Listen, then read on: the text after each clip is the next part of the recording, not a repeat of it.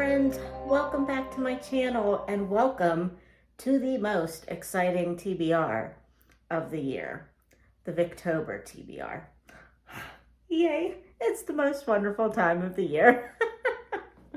Now, I am currently on my lunch break at work, so this might be a little bit choppy if I'm not able to get my words out in less than an hour.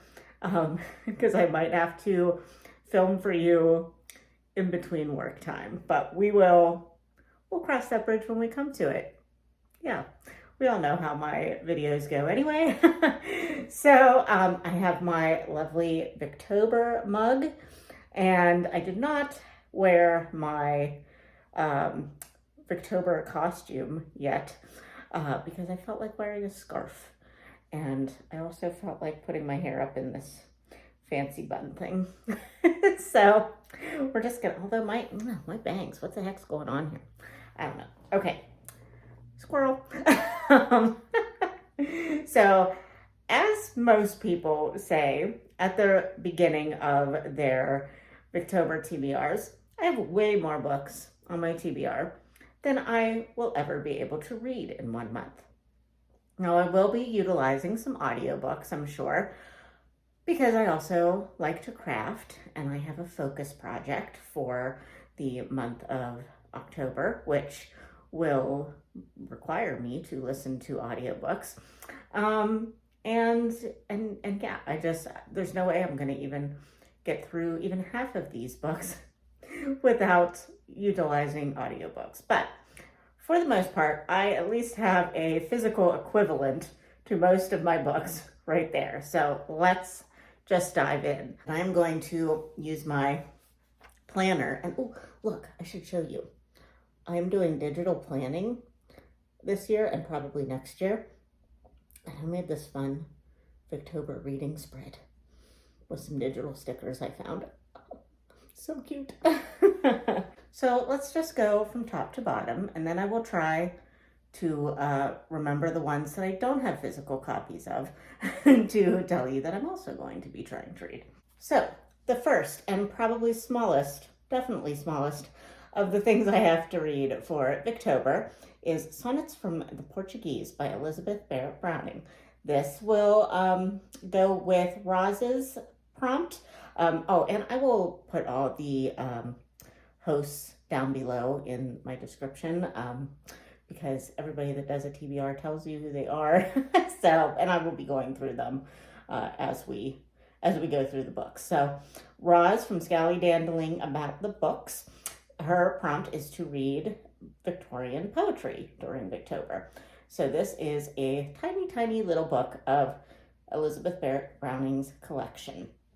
And I remember reading at least some of these in high school, I believe.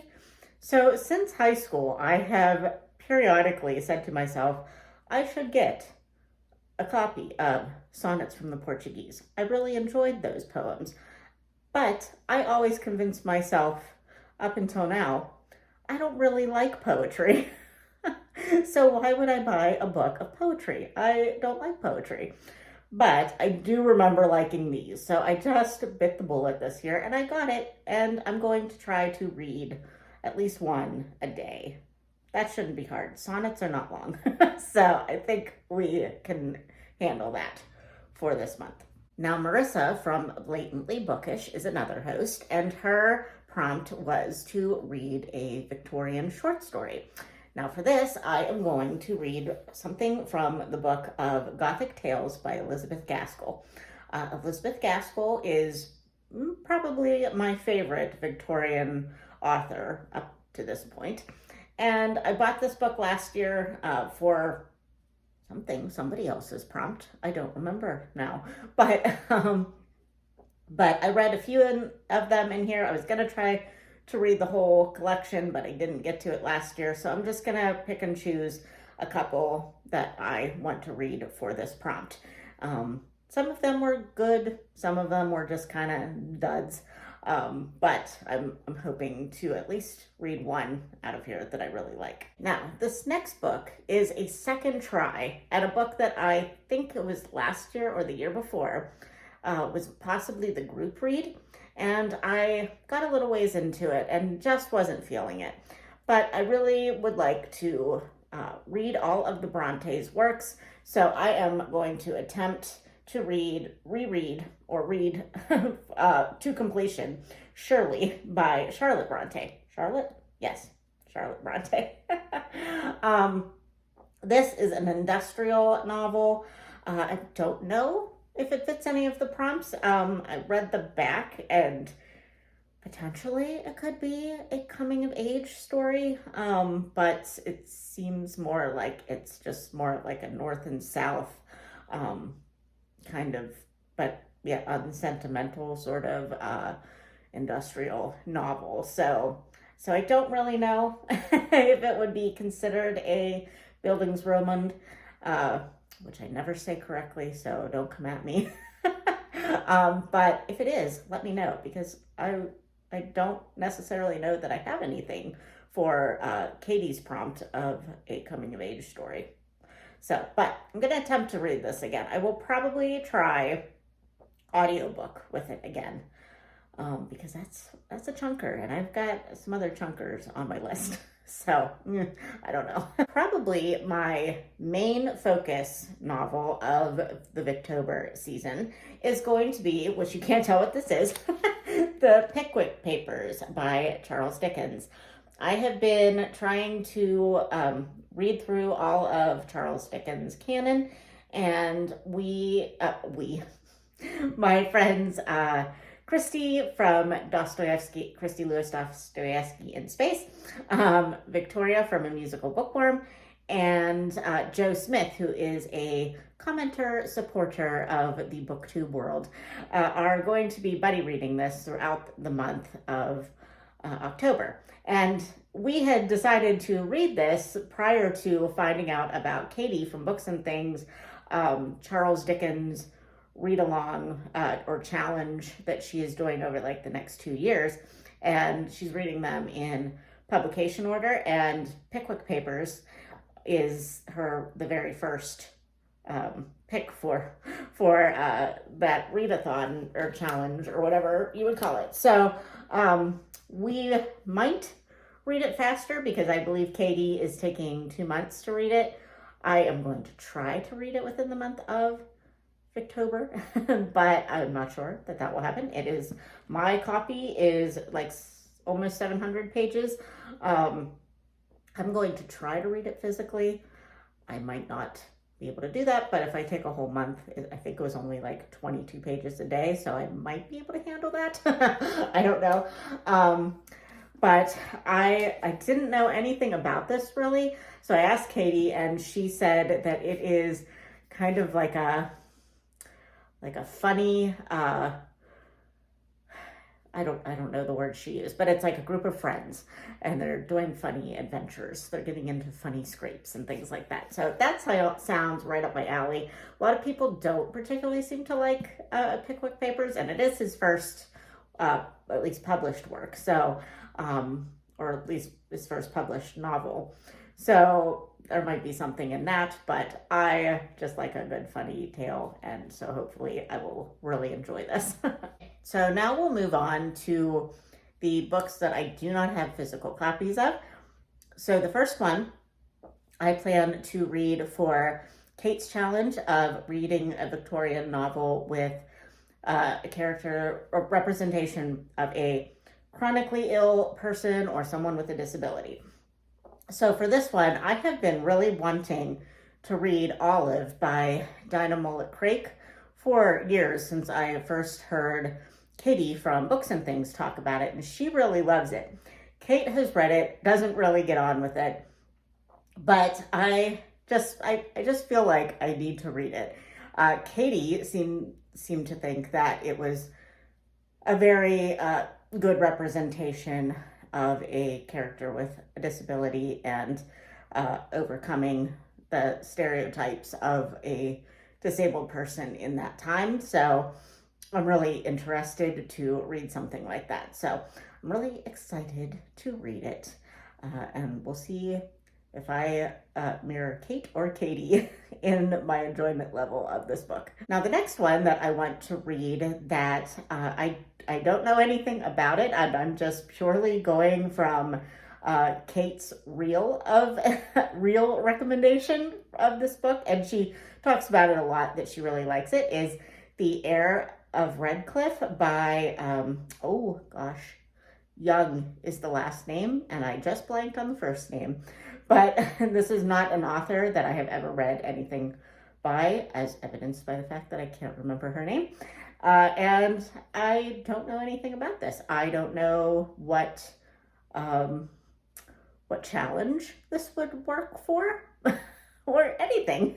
So I'm going in totally blind on this one, but I very much trust Kate's judgment as far as really good Victorian novels to read, so I'm going to read it. And I think I have this one on audiobook through Libby maybe, so it's probably like a LibriVox recording of it, which is hit or miss, but hey, I don't care. I'm going to take it how I can get it. And then the last thing that I definitely want to read, at least a couple of, I didn't even have on my radar until I watched Misc from, oh gosh, I'm blanking on her channel name too.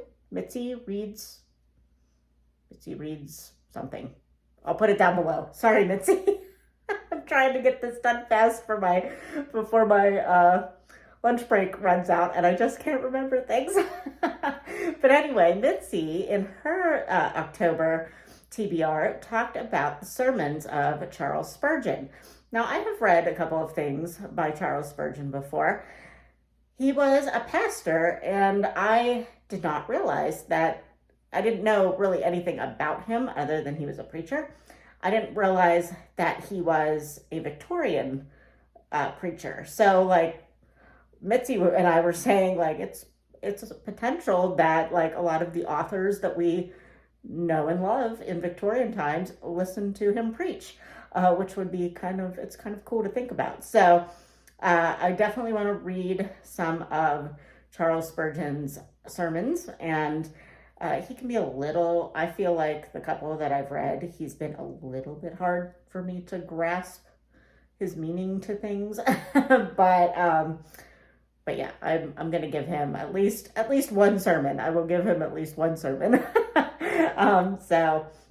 But yeah, I was really excited to learn that he was in Victorian times. I guess I just never really thought about it. I knew the name Charles Spurgeon, and I thought he was American. So it shows what I know. So yeah, I'm really thrilled to have found out a new Victorian author speaker for me to read this month. So thank you, Misc.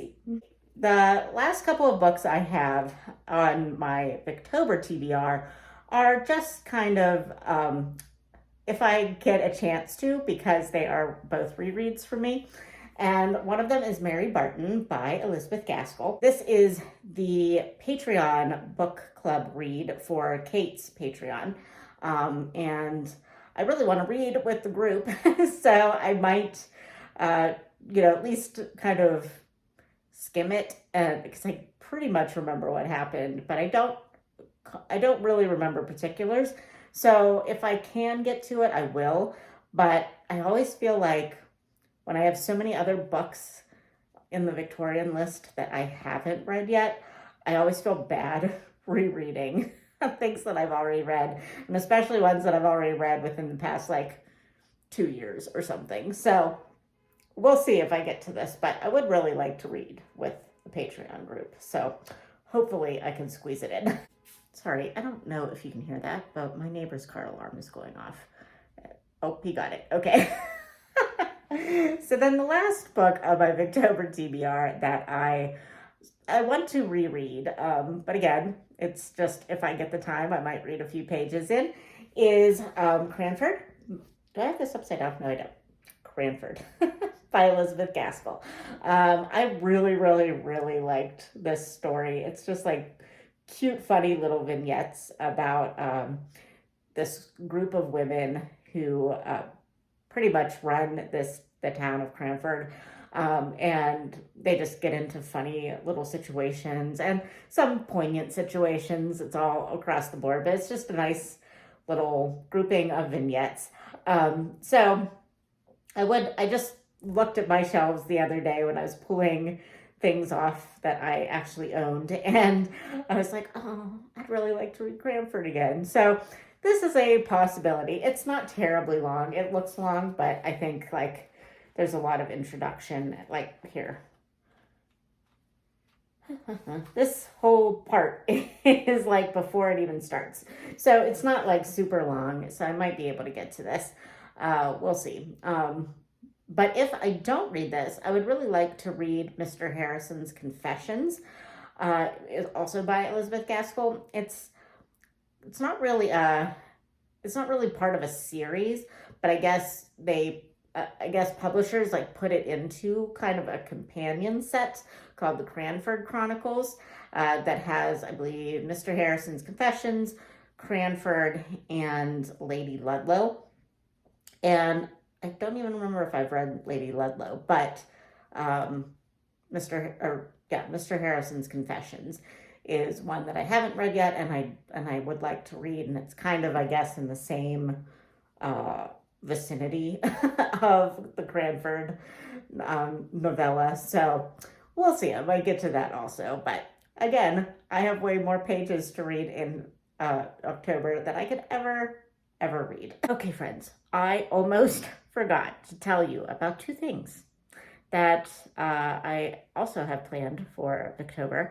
And I turned off the camera and I was about to start editing, and I was like, oh, darn it, I forgot to talk about these. So real quick, Petra is another one of the hosts of Victober this year, and she wants us to watch an adaptation of a Victorian novel. There are tons of really great adaptations of Victorian novels. I have never seen the Wives and Daughters miniseries, and I cannot find it on BritBox. I don't know why BritBox doesn't have it. My library didn't have it, so I just went on Amazon and I just ordered it.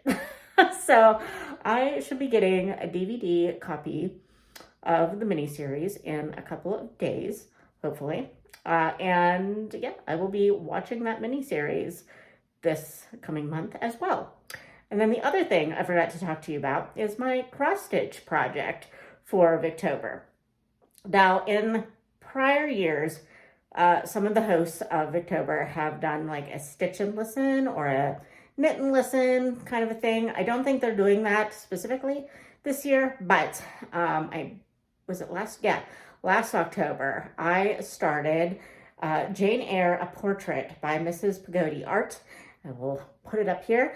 And I started it, I think, oh no, I don't even remember what book we were reading together last year. I think it might have been a Thomas Hardy, Two on a Tower. Does that sound right? I think it might be right. But we were listening to that one, and I started it, but I didn't make it very far. So I have been working on it off and on, and let's see. Oh, that's better. I've been working on it, but not very far. So I still have this end of the page, and this will be the full length of it. I didn't place it on my Q-snap very well, but I just want to see, this will be my focus project for the month of October, and I just want to see how far I can get in the month. So you can probably, I will try to put these in my Victober vlogs. I'm going to try to do Victober vlogs this year because Kate requested that I do that. And I can't let Kate down. And so I'll probably put those in that, but I will also probably be showing that progress in my floss tube updates that I also do. So if you're into crafting at all, you can check out those videos. And I don't know if I'll do more than just like a end of the month wrap up in that or what, but we'll see. But I'll probably pop these progress on this into my vlogs as well. So that's it. I don't know where I'm going to place this, but back to regular scheduled programming. Okay, so I think that is all of my Victober reads. Now I'm going to tell you a couple of non-Victober reads that I have planned for the month too, just a couple. But I am going to be reading Practical Magic with a group read for the Fall into Reading Challenge that I am co-hosting with Kelly from Cozy Reader Kelly and Angie from Literary Labors. We are going to be doing a group read of this, I believe, in the second week of October. I can't remember off the top of my head, but I will put the information below. If you would like to read Practical Magic with us, follow all of us on Instagram. I think all of our Instagram handles are the same as our channel names. So just follow us, and you can ask to be added to our group on Instagram, where we will be discussing the book. And then you can get all the information on it there. And then the last book that I am reading is kind of a Victorian adjacent novel. I will be reading Changeless, the second novel in the Parasol Protectorate series by Gail Carriger, and I'm going to be buddy reading this with my friend Tia from Tia and All the Books. I haven't buddy read anything with Tia in a very long time, and I am really excited to get back to buddy reading with her. So this is a steampunk, like kind of a fantasy novel kind of thing, urban fantasy, steampunk. So steampunk is usually set, I think always set in Victorian times, but there's usually some mechanical element to it that wasn't really a thing back then. And you know, when you see steampunk aesthetics, there's like cogs and gears and, you know, all kinds of weird flying machines, things like that. So yeah, I read the first one, which was called Soulless, quite a few years ago, and I keep saying I want to continue on with the series, and I just haven't. And Tia's been doing a series of videos about all the series that she has on her shelves and still has yet to read, and she talked about this series, so I was like, hey, let's buddy read this together. So, and since it's Victorian adjacent, I figured October was the best time. So there we are, friends. I finished in 23 minutes, yay. And I'm gonna have to edit out some things, so hopefully it'll be a decent length for you. But I hope that everybody is excited for their October reading. I know there's a lot of spooky Halloween events in October too. I generally don't participate in those just because like my whole month is Victorian literature. So but a lot of them sound fun. There's one that is all cozy mysteries, and that my friend Sarah from the Bookish Knitter talked about, so I'll link her TBR video down below too if you want to check out that that readathon, because I forget who is hosting that, so she can tell you all the details, but that one looks really cute, and you know I love a cozy mystery, so I really kind of want to participate in that. But as you can see, I have a pretty full plate already, so we'll see if that happens. But anyway, friends, I hope you are having a wonderful September. I hope you are excited for your Victober reading. If you have a Victober TBR yet, please tell me so I can go check it out. I guess probably don't link it below because I don't think YouTube likes that, but just tell me and I will go look at it because I need more recommendations for things that I probably won't get to this month. So, oh man. But okay, I better go, and I'll talk to you soon. Bye, friends.